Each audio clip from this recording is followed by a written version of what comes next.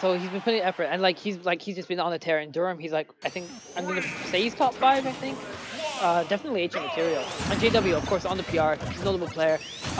DerZoid always been like a player known in the region, good Sonic, a good personality, and then oh my, are you okay? Alright, you're good. And then M9, you know, again, the character that not you don't see too much, but JW believes in him. So I'm interested to see how these guys will work out, especially because like. I don't like. Well, we'll see how Mega Man works in a team setting, just because, you know, Mega Man not always a common character. So we'll just see how it works. But what we're seeing right now, we're seeing like the upper assist into a GW follow up from there, just because, you know, Greninja actually has a lot of really good tools to screw up opponents coming from the top.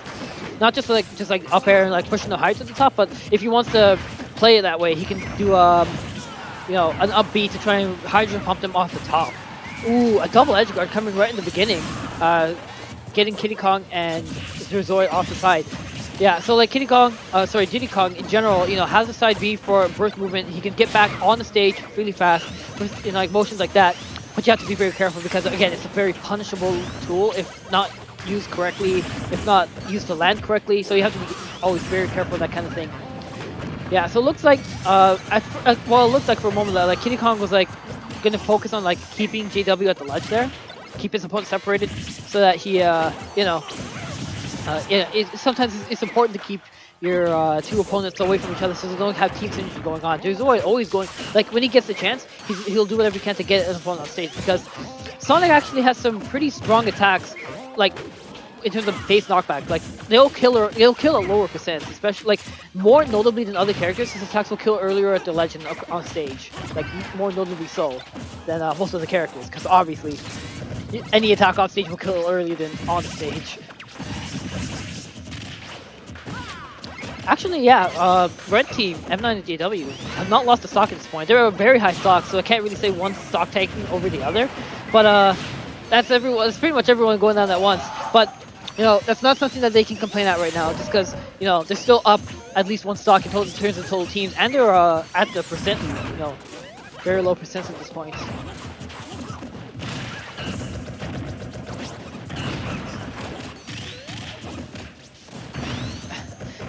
Whenever you see like a teammate grab his own teammate, you know, it happens in doubles. You know, that kind of thing you never have to let get to yourself, just because like it happens sometimes. You just have to like do whatever to get your opponent, like your teammate, away from you. Just keep on going from there.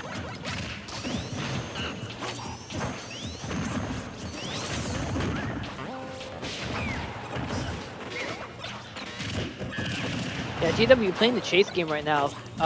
Trying like the JW typical thing that I've always noticed is that they'll try and get a 50-50 type of pressure scenario going on your opponent at all times.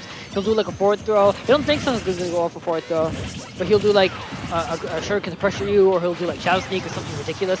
Ooh, and like I've been seeing that. Well, not necessarily like smart team play. Taunting JW taunting for a moment there. Yeah, it's so smart. I've seen M9 like throw out these air shooters as often as he can whenever he sees like his opponent, you know, in the air, of course. And even though Kiddykong didn't jump there, he was at the percent where, you know, he just died. And then like GW, I think like just did something to toss his opponent towards him, and then you know, got a back air to finish up the stock. The back air being so strong, and yeah, like every single time they're trying to get the conversion. Oh, he messes up the V reverse for a moment there. Oh, they're trying to get like a double footstool combo. But Kiddykong respectfully throwing it away. You know, he doesn't like.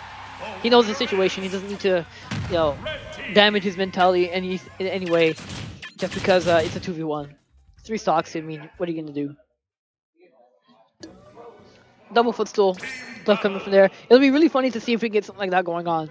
The thing about characters with items, not necessarily Mega Man, because Mega Man actually, like, he has a pretty good grab, but like most characters with items, like Lynx, like who else has an item? Like Villager, characters like that, they have sort of a weak, you know, the grab is slow, so like it's a little tough to fight through shield. But using a footstool out of shield, or like just using a footstool like that as an out of shield option, sort of, is really helpful as a way to like, you know, circumvent the fact that you have a fairly slow grab. This is a bit of a faster counter that you can use against your opponent. The thing about Mega Man though is that while he doesn't necessarily need it to beat a shield, he has such strong conversions off of it, and the metagame has worked. Like maybe not necessarily the metagame, but like the punish game of Mega Man's has been improved ever since Kameme has displayed that the full style out of shield Z drop item is so useful, and like other characters are picking up. I've seen villagers trying to lab it, Toon Links like myself trying to lab it, like Links have been doing that kind of thing for a while, I guess, just because like Link's fastball speed really lends himself to be able to do that kind of thing. I like how like yeah, all the teams taking their time to discuss. They don't need to rush their options right now. Kiddy Kong, yeah, I think I remember from the last Counterpick that he did have a cloud that he could use for doubles. Him and his partner, I think, was Pink. So either one of them or both of them would play cloud in doubles to try and get the assist. And yeah, like I would say that the majority of that first game was in the favor of red team because I just seem to have a better grasp on making sure that their not just their conversions but like their team assists and stuff were on point, and then they individually will be able to like back themselves up. So seeing like arguably sort of arguably the best doubles character system in this case might help because they may need this to like push maybe they need to change to like aside from just the stage to try and get an advantage in this case. Oh my goodness. Oh, I don't know exactly what pushed him there. I'm guessing that JW did a hydro pump and completely threw off DerZoid trying to land on his spring there. That was like the least expected way I would ever expect to see. Like the least expected way I would see to someone losing the stock. That was really weird to think about it. But that's his enemy, so like he's not complaining at all. Yeah. You know what? The thing about hydro pump, like. I like how he was using it there, especially the fact that he wanted to keep Cloud specifically off the stage.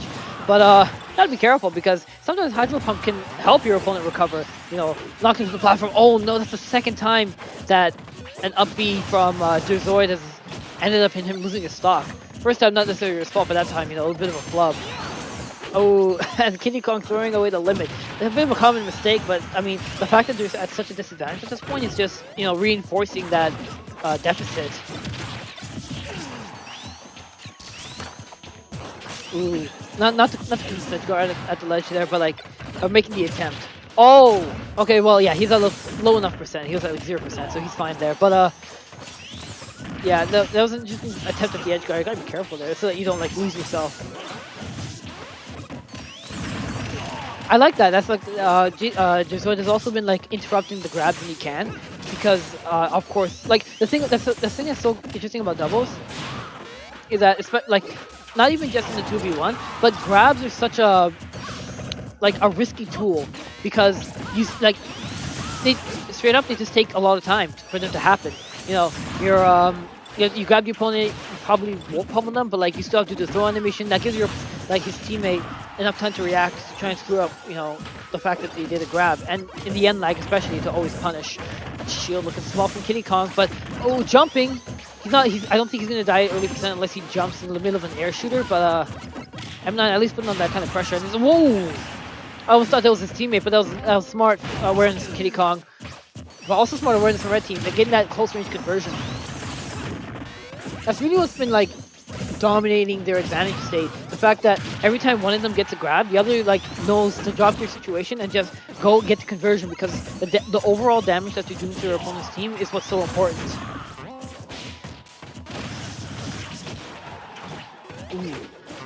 Throw him off the top there. Yeah, there you go.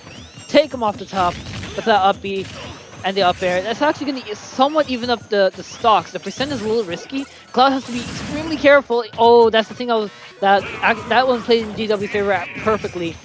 Just because there's that thing of what's it called, RC or airspeed. When Cloud does his up B, his airspeed is temporarily reduced until he gets to land on stage. That's the third time really that DerZoid kind of dropped and just didn't make it back.